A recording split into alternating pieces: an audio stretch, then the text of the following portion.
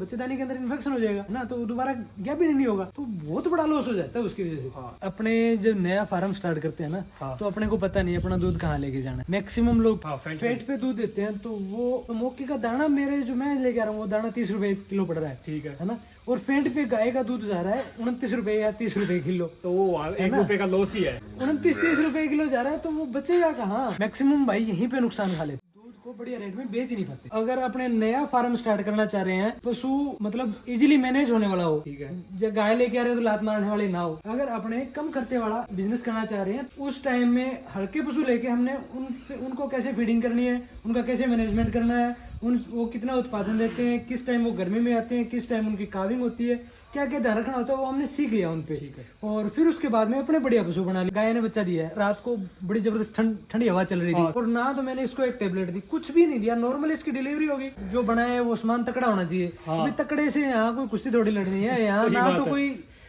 Flood आता, ना कोई भूकंप आता है। वो 500 रुपए बचाने के चक्कर में फार्मर 35,000 का नुकसान कर लेता है ना। तो ये सबसे बड़ा पॉइंट है भी, आप अच्छे मतलब कैसे मैनेज कर सकते हो, प्रॉफिटेबल कैसे बना सकते हो फार्म को। राम राम जी, स्वागत है फिर से एक नई वीडियो के साथ। बहुत सारे भाई डेयरी फार्म करते हैं, वो करते ही ये सोचते हैं कि डेयरी फार्म में मुनाफा कैसे ले, ज़्यादा से ज़्यादा मुनाफा कैसे ले, लेकिन कोई भी ये नहीं देखता कि हम खर्च को कैसे कम करें। आज की वीडियो स्पेशली इसी पॉइंट पे बनाएंगे हम कि डेयरी फार्म में हम खर्च को किस तरह कम कर सकते हैं और मुनाफे को और ज़्यादा किस तरह कर सकते हैं। तो ये डेयरी फार्म है डॉक्टर भाई का, और जानते हैं उन्हीं से किस तरह खर्चे को कम करें और मुनाफे को ज़्यादा से ज़्यादा कैसे ले सकते हैं। आप सभी को किसान भाई से, जिनका ये डेयरी फार्म है, 5 से 6 साल से साथ में कर रहे हैं पशुपालन, और वेटनरी डॉक्टर है। तो राम राम जी। राम राम भाई साहब, स्वागत है आपका हमारे चैनल पर। आपका भी बहुत बहुत धन्यवाद है, आप हमारे फार्म पे आए, और आपके सभी दर्शकों का मैं बहुत बहुत धन्यवाद करता हूं कि आप इस चैनल से जुड़े हो, और ये जो भाई मेहनत कर रहे हैं, इनकी मेहनत का फ़ायदा उठा रहे हो, इसलिए आपके व्यूवर्स का भी बहुत बहुत धन्यवाद। तो आज जैसे अभी के टाइम पे जो डेयरी फार्म में करना चाहते हैं या आना चाहते हैं, अपना देख रहे हैं भी डेयरी फार्म अच्छा है, प्रॉफिट का है, तो हम एक एक पॉइंट लेके आए आज आपके पास कि किस तरह हम खर्च को कम कर सकते हैं, पशु, शेड, लेबर, अपना फीड, और किस तरह प्रॉफिट को ज़्यादा कर सकते हैं, दूध को सेल करके, किस तरह गोबर को सेल करके। तो सबसे पहले मैं आपसे पूछना चाहता हूँ, अगर कोई भाई शुरुआत करे तो पशु पे अपने कितना खर्च करना चाहिए अपने? देखो भैया, ऐसे है, अगर आप नया डेयरी फार्म करना चाह रहे हैं तो आपको 2-3 चीज़ें ध्यान रखनी पड़ेगी। एक तो ये है कि जैसे भाई ने बताया, प्रॉफिट आप कैसे बढ़ा सकते हो, दूसरा ये कि खर्चा कैसे कम कर सकते हो। तो जो मैंने किया है वो ये है कि मैंने पहले अनडिस्क्रिप्ट एनिमल लिए, मतलब लोकल एनिमल गांव में इधर उधर से लिए जो कम कीमत के थे, और उन पे AI वगैरह करके और उनको बढ़िया प्रॉफिटेबल बनाया, बढ़िया ब्रीडिंग की उन पे। तो मैंने उन पे ज़्यादा खर्चा नहीं किया, वहाँ हमने एक कॉस्ट को कम किया ताकि एक अपने साइड में स्ट्रेस ना रहे कि अपने इतने पैसे का लोन ले रखा है या अपने इतना कर्जा हो रखा है, उसको कैसे रिकवर करेंगे। ठीक है। और उस टाइम में हल्के पशु लेके हमने उनको कैसे फीडिंग करनी है, उनका कैसे मैनेजमेंट करना है, वो कितना उत्पादन देते हैं, किस टाइम वो गर्मी में आते हैं, किस टाइम उनकी काविंग होती है, क्या क्या ध्यान रखना होता है, वो हमने सीख लिया उन पे। ठीक है। और फिर उसके बाद में अपने बढ़िया पशु बना लिए। जैसे आप कोई भी पशु लेके आते हैं, सबसे मेन उसमें क्या देखा जाता है अगर लेके आए जब? भाई, अगर अपने दूध वाला पशु लेते हैं तो सबसे पहले तो उसका प्रोडक्टिव ट्रेट कितना है। सबसे पहले तो अगर अपने नया फार्म स्टार्ट करना चाह रहे हैं तो अपने पशु मतलब इजीली मैनेज होने वाला हो। ठीक है। जब गाय लेके आ रहे हो तो लात मारने वाले ना हो, ठीक है। भी अपने उसको आराम से मैनेज कर लें। हाँ। ठीक है, नॉर्मल सा उसका प्रोडक्शन हो ताकि उसमें ज्यादा बीमारियां भी ना आए। ठीक है, और अपने को वो सारी चीजें सिखा जाए। ब्रीड करेक्टर उसके अंदर इस तरीके के हो कि अपने उसमें जो यही करें तो उनमें जो बच्चा आए वो सही मतलब कैटेगरी का आए। ठीक है ना। अपने वो पशु लें जिनके अंदर आर्टिफिशियल इंसेमिनेशन जैसे कि AI वगैरह की हो, उससे हीफर फीमेल वगैरह आई हो, है ना। अगर फीमेल आई होगी, बढ़िया ब्रीड की होगी, तो अपने एक स्टेप आगे चले जाएंगे। तो इस तरीके से अपने को वो पशु लेने हैं जो इजीली मैनेज हो सके, अगर अपने कम खर्चे वाला बिजनेस करना चाह रहे हैं तो। और लोकल से ले। हाँ, लोकल से ले, अपनी जानकारी से ले, अपने रिलेटिव से ले, ताकि अपने को स्टार्टिंग में ही लॉस ना हो जाए। जैसे अपने पशु लेके आए, आज उसमें बीमारी आ गई, अगर उसमें पता लेने के बाद पता चला उसमें मेस्टाइटिस है, लेने के बाद पता चला वो 2 महीने बाद ड्राई हो जाती है, दूध नहीं देती। ये मतलब इंडिविजुअल कैरेक्टर बहुत वेरी करते हैं। तो स्टार्टिंग में डेयरी करो तो आप वो पशु लेके आओ जो अपनी जानकारी से लेके आओ, ठीक है। अगर आप कम पशु लेके आना चाह रहे हो तो अगर आप दूसरे तरीके से अगर आप बढ़िया पशु लेके आना, बढ़िया ब्रीड लेके आना चाह रहे हो, आप अगर पैसा खर्च करना चाह रहे हो, इन्वेस्टमेंट करना चाह रहे हो, तो आप कम से कम 15 लीटर अगर गाय लेके आ रहे हो तो 15 लीटर कम से कम उसका प्रोडक्शन होना चाहिए। फिर आपको मिल्क करेक्टर पूरे तरीके से बढ़िया आपको ठोक बजा के लेके आने चाहिए। ठीक है, पशु ले आए आप, उसके बाद आती है उसको कहाँ रखें, शेड किस तरह से बनाए, क्या क्या बातों का ध्यान रखना चाहिए अपने को, शेड के बारे में बताएं थोड़ा। या दो तरीके से अपने, जैसे स्टार्टिंग से बात करें, दो तरीके से बिजनेस कर सकते हैं। एक तो अपने पैसे ज्यादा लगा के, एक कम लगा के। हाँ। अगर आप पहले वाले की बात करें, अपने पैसे कम लगाना चाह रहे हैं तो अपने पशु लोकल से लें, अपने जानकार से लें। ठीक है, लोकल। दूसरा, उसका सेट पे अपने को ज्यादा खर्चा करने की जरूरत नहीं है। जैसे मैंने ये सेट बना रखा है, ये ओपन सेट है, 6 साल से चल रहा है। इसमें ना तो सर्दी लगती। अभी रात मेरे पास एक गाय ने बच्चा दिया है, रात को बड़ी जबरदस्त ठंडी हवा चल रही थी। अब भी हवा चल रही है इस महीने में, और ना तो मैंने इसको एक टेबलेट दी, कुछ भी नहीं दिया। नॉर्मल इसकी डिलीवरी होगी, इसका बच्चा नॉर्मल है, ये बेटा है, ये कांप रहा है, लेकिन कोई दिक्कत नहीं है। इसके दूध पिए, इसने अभी पिया है, सुबह पिया था।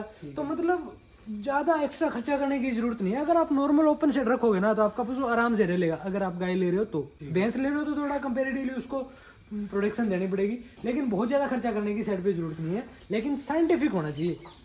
साइंटिफिक का मतलब भी, जैसे मैंने ये सेट बनाया, इसमें आधा पक्का है आधा कच्चा है, तो आपको 2 सेट बनाने की जरूरत नहीं है। आप एक सेट के अंदर कच्चा पक्का करके उसको रख सकते हो। जैसे दूध निकालने के टाइम साफ जगह चाहिए तो आप पक्के पे निकाल लो, और शाम को उसको बैठने के लिए कच्ची जगह चाहिए तो आप उसी सेट के अंदर कच्चा रख लो, तो उसमें वो बैठ जाएगा। तो इस तरीके से बढ़िया, मतलब या तो डेयरी फार्म विजिट करके या वेल क्वालिफाइड डॉक्टर की सलाह लेके उस तरीके से अपने को हाउसिंग करनी चाहिए। ज्यादा खर्चा ना करना चाहिए ताकि अपने को एक्स्ट्रा लोड ना आए, उसका लोड ना आए। मतलब साइड का वही बात है, पैसा तो आना नहीं साइड पे, कितना ही लगा दो आप। बिल्कुल, और साइड पे कम से कम खर्च करेंगे तभी अपना ज्यादा प्रॉफिट आएगा। लोकल में जी अपने ये कहते हैं भी जो बना है वो सामान तकड़ा होना चाहिए। अभी तकड़े से यहाँ कोई कुश्ती थोड़ी लड़नी है, यहाँ ना तो कोई फ्लड आता, ना कोई भूकंप आता, ऐसा तो कुछ है नहीं।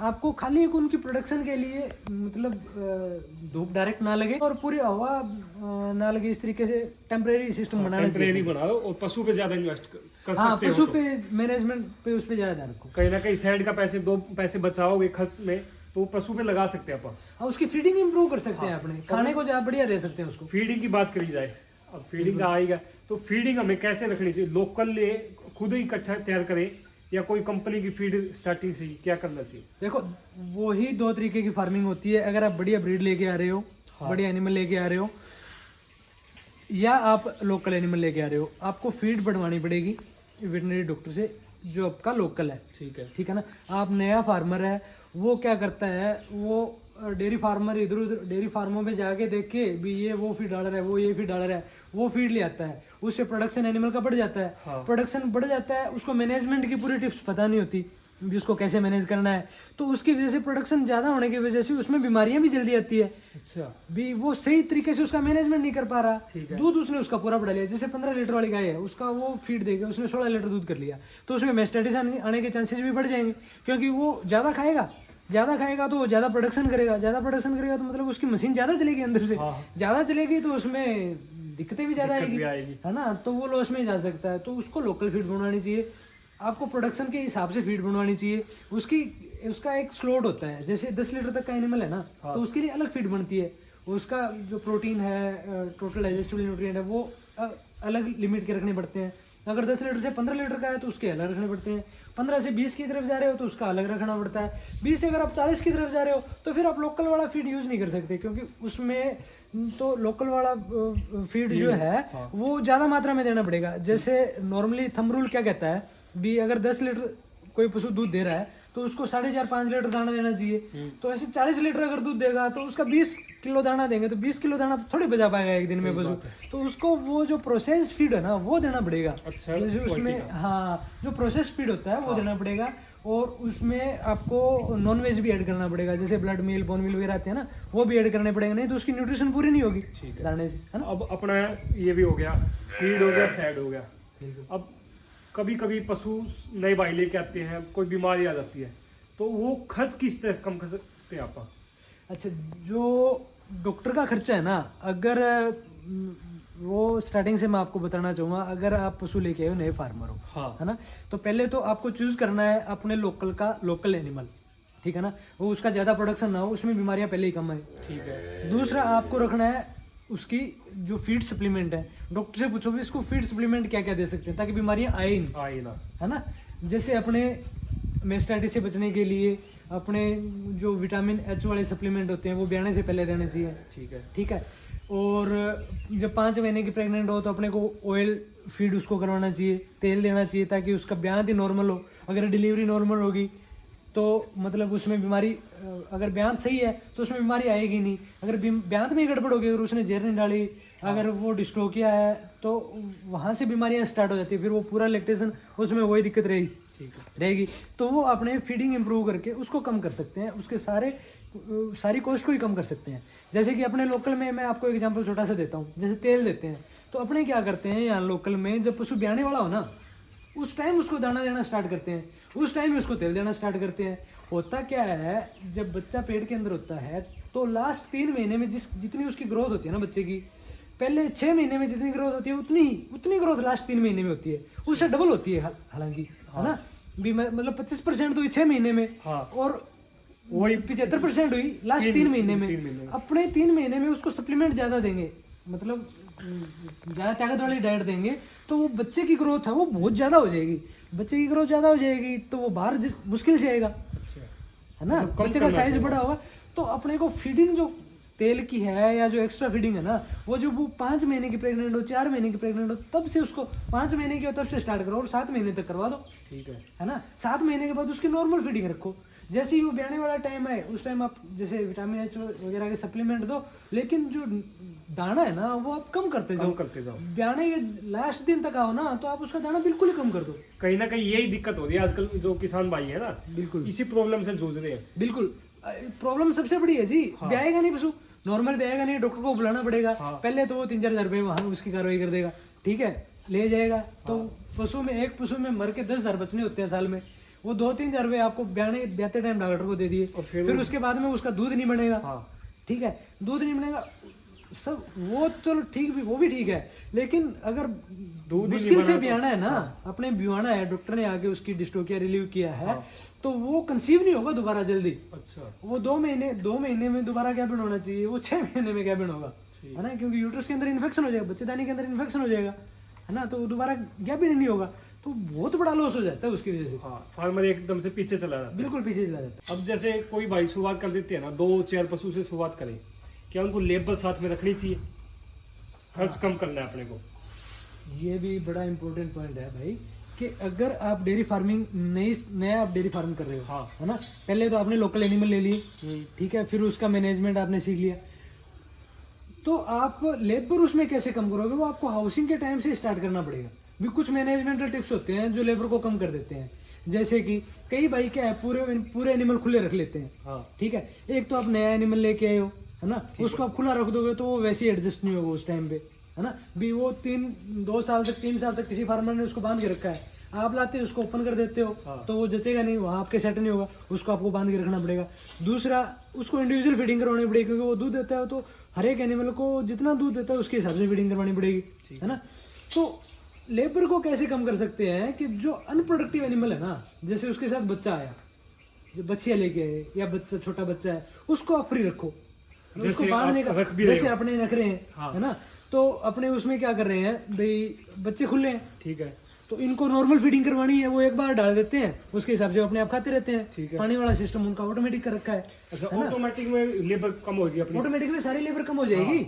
दूध निकालना है, दूध वाले एनिमल है, जो अपने को फायदा देगा उसको आप प्रॉपर अटेंशन दो, ठीक है, जो आपको नहीं दे रहा है उसको आप फ्री में छोड़ दो, वो मतलब अपने आप एडजस्ट हो हाँ, वो एडजस्ट हो जाएगा और उस पे लेबर का खर्च अपने कम हो जाएगा। लेबर खर्च भी कम हो जाएगा। अगर अपने लेबर रखना चाहते हैं तो कम से कम अपने को 10 एनिमल स्टार्टिंग में लेने पड़ेंगे, ठीक है, तभी उसका खर्च निकलेगा। हाँ, क्योंकि एक लेबर अगर आप रख रहे हो तो 10 प्रोडक्टिव एनिमल लेने पड़ेंगे अपने को। हाँ। 10 प्रोडक्टिव एनिमल लेने का मतलब है भी टोटल आपके पास 20 का स्टॉक हो जाएगा। 10 प्रोडक्टिव एनिमल हो गए, 10 उसके पीछे बच्चे हो गए, हाँ, ठीक है।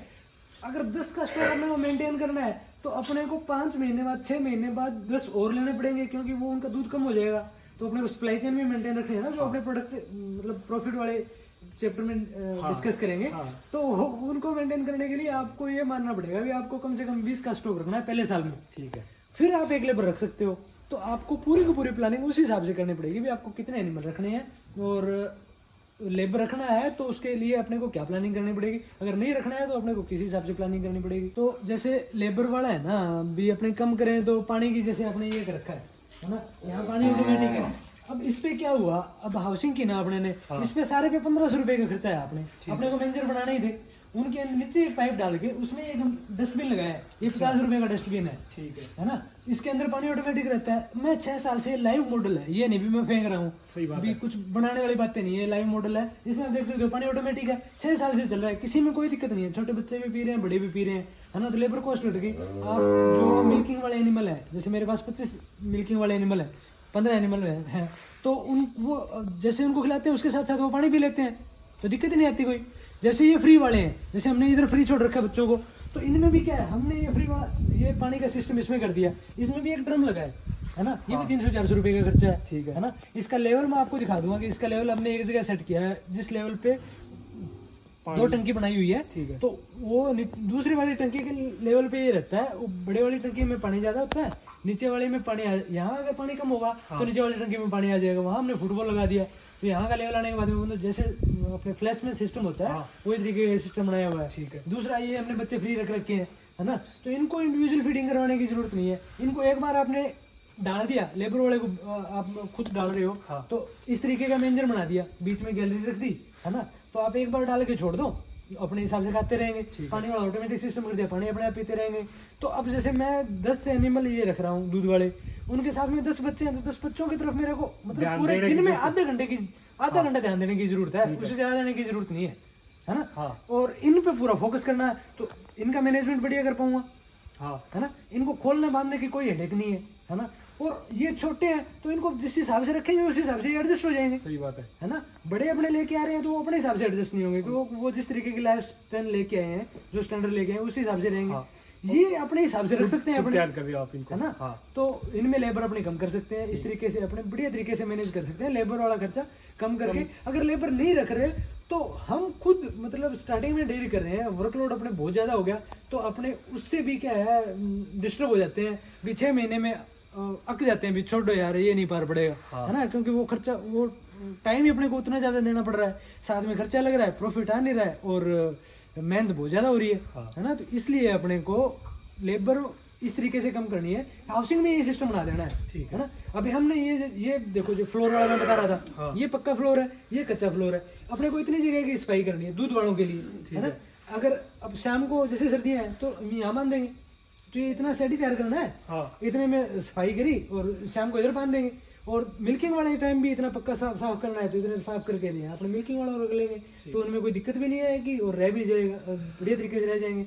अगर इसकी बजाय अपने 2 सेट बनाए, एक कच्चा अलग बनाए, पक्का अलग बनाए, तो उसको खोल के उधर लेके जाना, 2 सेट की अलग अलग सफाई करनी, वो बहुत ज्यादा टाइम भी लग जाता है और खर्चा भी ज्यादा लग जाता है। तो इस तरीके से अपने लेबर को उस तरीके से मैनेज कर सकते हैं। दूसरा, अपने जैसे फीड है, फीड अगर अपने प्रोसेस करवाते हैं, मैस फीड तैयार करवाते हैं, है ना, तो उसको भिगो के दे दें, उसको मतलब पकाने की जरूरत नहीं है, तो उसमें भी लेबर कम हो जाएगी। क्या उससे दूध में फर्क नहीं होता? दूध में कोई फर्क नहीं पड़ता। अगर आपने मैस फीड बना रखी है, मतलब दाने को ग्राइंड करवा रखा है, तो वो अगर 10 घंटे भीग गया, मतलब 5-6 घंटे भी भीग गया ना, तो वो पूरा साइज ले लेगा। पकने में तो उसके कुछ न्यूट्रिशन खत्म हो जाएंगे आंच की वजह से, कुछ विटामिन, कुछ मिनरल्स ऐसे होते हैं जो डिस्ट्रॉय हो जाते हैं। लेकिन भिगोने से ऐसी कोई कंडीशन होती नहीं, उसकी डाइजेस्टिबिलिटी इंक्रीज होती है, साइज भी उसका बढ़ जाता है। और करते क्या, हम जैसे क्या करते हैं, हम सुबह वाला दाना है ना, सुबह जैसे दाना दे दिया, 2 ड्रम रख रखे हैं, उनमें उसको डाल देते हैं और भिगो देते हैं, वो शाम को यूज कर लेते हैं, शाम को वो यूज करके फिर उसमें भिगो देते हैं, तो वो सुबह वाला तैयार हो जाता है। तो अगर अपने उसी दाने को पकाएंगे तो एक आदमी उसके ऊपर चाहिए, ठीक है। अगर उसको भिगो के देंगे तो उस पर कुछ टाइम लगेगा ही नहीं, तो लेबर वहां बच गई, पानी पिलाने में आपकी लेबर बच गई, बच्चों को रखने उसमें आपकी लेबर बच गई। 3-4 पॉइंट हो गए जहाँ लेबर बचा सकते हैं। मतलब आप खुद करोगे ना, तो आपका लेबर कम लगेगा, तो आपको टाइम बच जाएगा, आपका स्पेयर टाइम बच जाएगा, तो आप भी उससे परेशान नहीं होगे भी हाँ क्या कर लिया, मेरे को टाइम ही नहीं मिल रहा, है ना। तो ये मैनेजमेंटल टिप्स हैं। जैसे भी टेक्नोलॉजी आ गई, जैसे हम जो हरा काटते हैं ना, उसके लिए हमने वो मशीन ला रखी है, वो मैं आपको दिखा दूंगा, वीडियो में भी दिखा दूंगा, तो उससे हरा कट जाता है, तो वहाँ टाइम बच जाता है। ये तो आ गया अपने खर्च कम करने के पॉइंट। अब बात आती है प्रॉफिट ज्यादा लेने की। किन किन पॉइंट पे अपन जैसे काम करें तो प्रॉफिट ज्यादा हो सकता है अपना? सबसे मेन बात आती है अपनी दूध की। बिल्कुल। दूध में जैसे एक तो आप फैट के हिसाब से डेयरी पे देते हैं, एक अगर आप किसी दूधिये को उठवा देते हैं सारा भाई 2 कुंटल 3 कुंटल, एक आप डोर टू डोर देते हैं, एक आप बाई प्रोडक्ट जैसे अभी आप फिलहाल कर रहे हो मौके पे, तो कौन सा किस्त है वो थोड़ा बता। जैसे क्या होता है, अपने जब नया फार्म स्टार्ट करते हैं ना, हाँ। तो अपने को पता नहीं अपना दूध कहाँ लेके जाना है। मैक्सिमम लोग क्या करते हैं, फेंट पे दूध देते हैं, है ना। हाँ, फेंट पे दूध देते हैं, तो वो अभी जो मौके का सिनेरियो होता है ना, तो मौके का दाना मेरे जो मैं लेके आ रहा हूँ वो दाना 30 रुपए किलो पड़ रहा है, ठीक है। है ना। और फेंट पे गाय का दूध जा रहा है 29 रुपए या 30 रुपए किलो, तो वो 1 रुपए का लॉस ही है। 29-30 रुपए किलो जा रहा है, तो वो बचेगा कहाँ। ठीक है। बचेगा तो उसमें बचने वाली तो कोई कहानी नहीं है। सही बात जितना दाने की कॉस्ट ज्यादा है, दूध की कम है, अपनी लेबर घर से जा रही है, सारा कुछ ही जा रहा है, हाँ। उसमें तो कोई प्रॉफिट है ही नहीं, ठीक है। है ना। दूसरे भाई क्या करते हैं, भी दूध वाले को बांध लेते हैं, हाँ। है ना। दूध वाला क्या कहता है, स्टार्टिंग में कह देता है भी मैं पूरे साल आपका दूध 40 रुपए ले लूंगा, फेंट चाहिए कितनी है। हाँ, उसमें क्या रहता है, भी वो 2 महीने पेमेंट रोक लेता है। अच्छा। अपने को दाना लेके आना है कैसे। हाँ, अगर अपने दाना भी ड्यू पे लेके आएंगे तो वो वहाँ दाने में ज्यादा पैसे लगा देगा, अपने को इंटरेस्ट लगा देगा, तो वो हाँ। प्रॉफिट खा जाएगा, है ना। हाँ, अगर सपोज करो दूध वाला 1 महीने की पेमेंट खा गया, तो अपना फार्म ऐसे लॉस में चला जाएगा। ठीक है। तो ये सीन बनता नहीं। अपने को क्या है, स्टार्टिंग में जो लोकल एनिमल लेके उनका प्रोडक्शन कम होता है, ठीक है, उस दूध का अपने घी बना सकते हैं, ठीक है ना। घी की अपने बढ़िया मार्केट करके वो घी को बढ़िया रेट पे बेच के अपने और उसके दूध का रेट ले सकते हैं। 6 महीने 1 साल तक अपने ये कर सकते हैं, घी अपने स्टोर कर सकते हैं 6 महीने तक, कोई दिक्कत नहीं है, है ना। हाँ, कर सकते हैं। उसके बाद में मीन टाइम में अब 6 महीने के अंदर आप साइड में ढूंढो मार्केट कहाँ है आपकी, ठीक है। दूध कहाँ मतलब बढ़िया जाएगा। जैसे अपने डोर टू डोर दे के आते थे, हाँ, है ना। डोर टू डोर दे के आओगे तो वही दूध जो 29 रुपए किलो है, वही आपका 50-55 रुपए आराम से जाएगा। ठीक है। अगर लोकल मार्केट, अगर आप बढ़िया, अगर जैसे मैं इंडिजिनस ही कर रहा हूँ, हाँ। अगर बढ़िया मेट्रो सिटी के पास में है तो मैं 100 रुपए तक बेच सकता हूँ मेट्रो सिटी में हाँ, दूध। आराम से बेच सकते हैं। यहाँ लोकल में कह रहा हूँ, जैसे मैं यहाँ का सिनेरियो बता रहा हूँ, 55 रुपए तो आराम से बेच सकते हो आप। लोकल मार्केट में गाय का दूध अगर बढ़िया है देसी, तो आप 55 रुपए के हिसाब से आराम से बेच सकते हो। तो आपको पहले तो आप प्रोडक्ट ऐसे बनाओ जो लंबे समय तक चले, जैसे घी बना लिया, ठीक है, और उसके बाद में 6 महीने के अंदर जब अपने पास दूध हो जाए तो अपने लोगों को सैंपल दो और वहाँ मार्केट सेट करके वहाँ दूध बेचो, तो वहाँ प्रॉफिट अपने उसमें इंक्रीज कर सकते हैं। मैक्सिमम भाई यहीं पे नुकसान खा लेते हैं, प्रोडक्ट नहीं बना पाते हो। दूध को बढ़िया रेट में बेच ही नहीं पाते। अगर दूध वाले को दे देते हैं तो वहाँ फंस जाते हैं, वहाँ उनके पैसे में दिक्कत आती है, ठीक है ना। और इसके बाद जैसे अपना आता है गोबर का, गोबर भी कई स्टेज में जाता है, जैसे 50 पैसे में जाता है अगर डायरेक्ट उठवा देते हैं आप, या आप जैसे केचुआ खाद का कर रहे हो उस तरह बेचते तो 8 से 10 रुपए किलो भी चला जाता है, या और बाय प्रोडक्ट आ रहे हैं आजकल, गिट्टियाँ बनाने का, ये भट्ठे पे उठवा देते हैं तो उसमें 20-25 भी चला जाता है, तो वो थोड़ा बताओ किस तरह से आप। उसमें ये होता है, जैसे मैंने नया डेयरी फार्म स्टार्ट किया, जैसे अपनी वीडियो देखी किसी ने फार्म स्टार्ट कर लिया, ठीक है। लोकल एनिमल लेके आया, हाँ, ठीक है, कम पैसे वाले लेके आया, खुद मैनेजमेंट कर रहा है, हाँ। 4 या 5 पशु लेके। उसमें क्या है, मैं एक छोटी सी आपको ऐड और कर दूं भी, आपको मतलब टाइम टू टाइम एनिमल लेने पड़ेंगे। 2 तरीके के इससे कहते हैं ना भी, एक तो आप एक बार एक बेच लिए, उसके बाद में 1 साल बाद दूसरा बेच लेके आते हो, ऐसा नहीं होता। आपको 6 महीने बाद, मतलब पहले आप 6 एनिमल लेके आए, 3 पशु आपको 6 महीने के 5 महीने 6 महीने के बाद और लेके आने पड़ेंगे, ताकि आपका प्रोडक्शन जो टोटल है वो मतलब अपने साइकिल सा maintain रहे हाँ आपका। साइकिल मेंटेन, मतलब अपने पास दूध रहे पूरे हाँ। साल, है ना। ठीक है। 5 महीने बाद 3 पशु और सिलेक्ट कर लिया आपने, ठीक है। उसके बाद में 5 महीने बाद 6 महीने बाद अपने 3 पशु और सिलेक्ट कर लिए। उसके बाद में अपने को लेके आने की जरूरत है, फिर अपने को पता लग जाएगा पहले वाला बेच कितना भी आ गया, फिर उसके बाद में वो आपका साइकिल बन जाएगा, है ना। तो मतलब पहले ये है भी, पहला बेच आप लेके आओ, उस पहले साल में आप 3 बार पशु परचेज करो, मेरे कहने का मतलब ये है, ठीक है। ठीक। तो आपने एनिमल ले लिए, आप अपना स्टार्ट कर दिया। अभी उस टाइम क्या होता है, आप दूध वाले पशु लेके आते हो, है ना, बच्चे आपके पास ज्यादा होते नहीं है, हाँ। क्योंकि मतलब 6 दूध वाले पशु लेके आए तो 6 बच्चे होते हैं उनके, हाँ। है ना, उन पे ज्यादा अपने को टाइम लगाना नहीं पड़ता। उस टाइम पे आप क्या कर सकते हो, जो आप गोबर है उसको आप प्रोसेस कर सकते हो, आपके पास टाइम होता है, हाँ। स्पेयर टाइम होता है। ठीक है। फिर दूध निकालने का 6 पशुओं को 7 पशुओं को खिलाने का 2 घंटे का टाइम लग गया, बीच में आपके पास टाइम पड़ा है, तो उस टाइम आप एक तो मार्केट सर्च करो हाँ। कि आपका दूध बढ़िया रेट में कैसे जाएगा, ठीक है।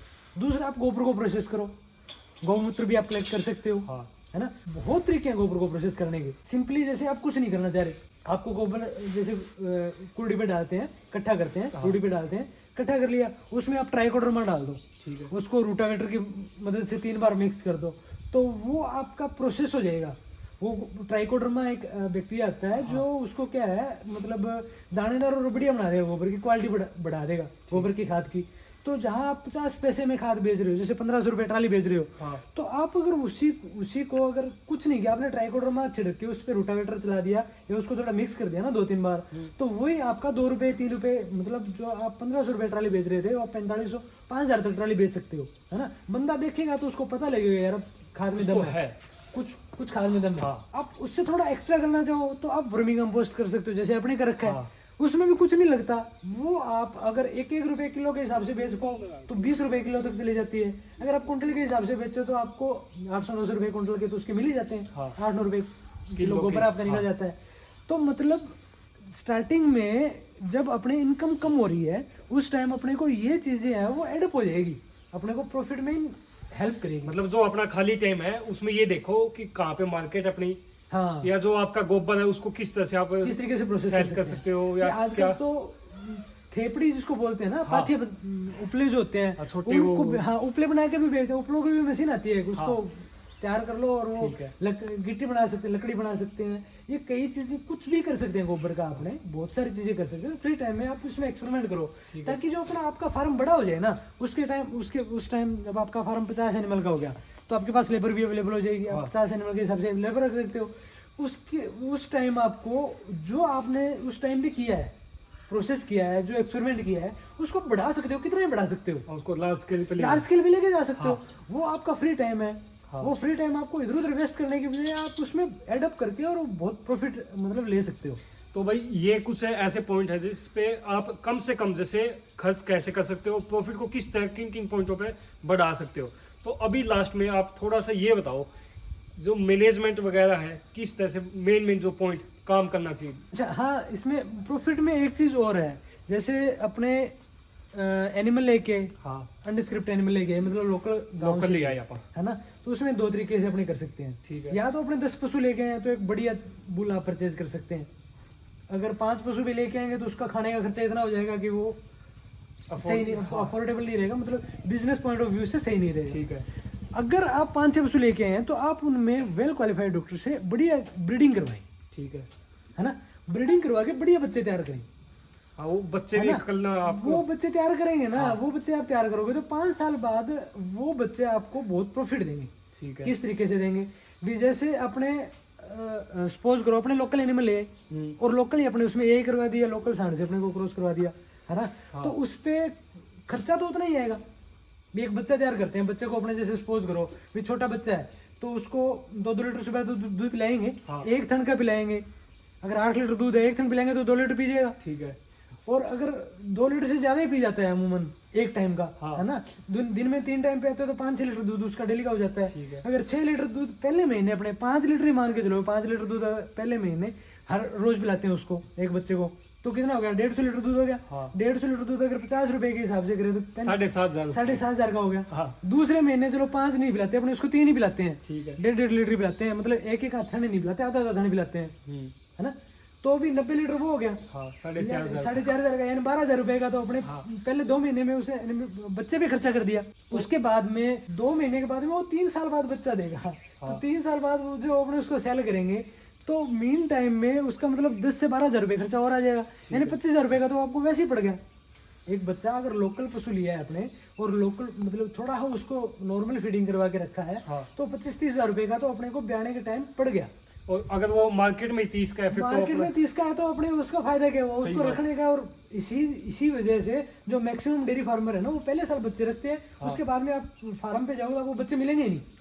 क्योंकि वो ये उसका कारण ही है, क्योंकि 30,000 में 35,000 में उसको दूध वाली गाय मिल जाती है, तो वो बच्चा तैयारी क्यों करेगा। सही बात है ना, 3 साल बाद एक गाय और मिलेगा। वो ये नहीं देख पाते कि उन्होंने गलती कहाँ पे की है, गलती कहाँ करते हैं, वो पॉइंट नहीं पकड़ पाते। वो उस टाइम क्या है, अगर वो बढ़िया यही करवाए उस पे और बढ़िया बच्चे के साथ के अंदर अगर उसमें वो करवाए ना, वो फीडिंग करवाए तो वो प्रॉफिटेबल जाता है। वो जो आप 35,000 रुपए खर्चा करोगे तो वो 70,000 का निकलेगा। 70,000 का निकलेगा और आप 10 बच्चे रख रहे हो, है ना। 3 साल बाद आपके 10 बच्चे तैयार, 10 में से चलो 8 ही तैयार हुए, 2 खराब हो गए इसी तरीके से।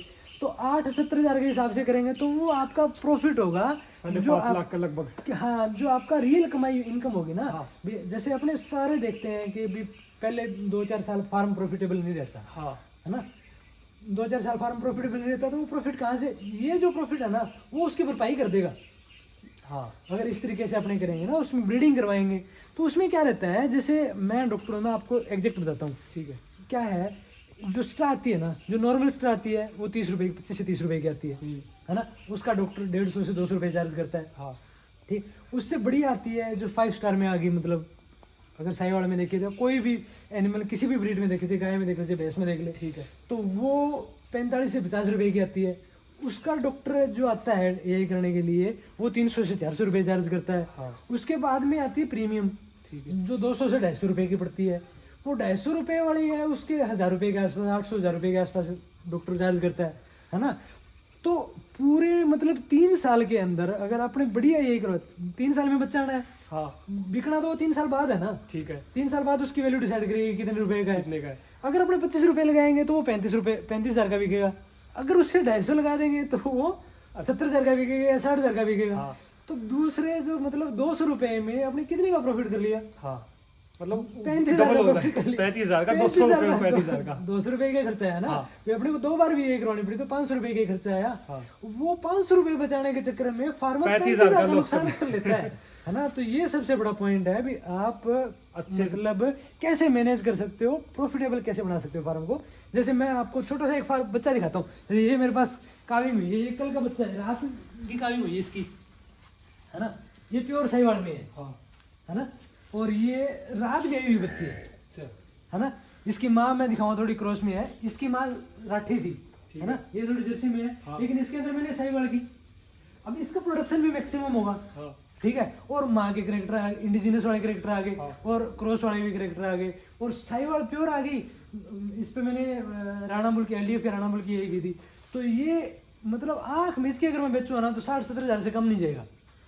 क्योंकि आपने वो 200 रुपये बचाए ही नहीं। मैंने वहाँ 200 रुपये नहीं बचाए। दूसरा ये है, ये देखो खड़ी हुई, ये जैसे 3 बच्चे हैं ना, इनके तीनों के माए अलग अलग है।